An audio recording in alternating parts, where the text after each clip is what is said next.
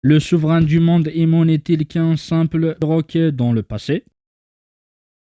Une théorie commence à se propager selon laquelle Imo était à l'origine un perroquet tandis que Joy Boy était un singe. Tous deux n'auraient été que des simples animaux appartenant à David et John. Cependant, après avoir mangé chacun un fruit du démon, ils auraient acquis de l'intelligence et de la puissance puis se seraient révoltés contre leur maître. C'est là que la trahison commence. La théorie soutient que Imo-sama, en tant que perroquet, répète ce qu'il entend, aurait gardé gravé dans son esprit le rêve de David E. Jones de dominer le monde. C'est pourquoi Imo a trahi Joy Boy et allié à ses ennemis jusqu'à devenir le véritable souverain du monde. Le plus étrange est que les défenseurs de cette théorie s'appuient sur plusieurs détails. La couronne d'Imo ressemble à la huppe d'un perroquet. Sa chambre ressemble à une cage géante comme pour symbole une cage à oiseaux. Même le symbole du gouvernement mondial est perçu par certains comme ressemblant à un jouet suspendu pour perroquet et non à un simple logo classique. Ils ont également revenu en arrière en pointant du doigt plusieurs indices laissés par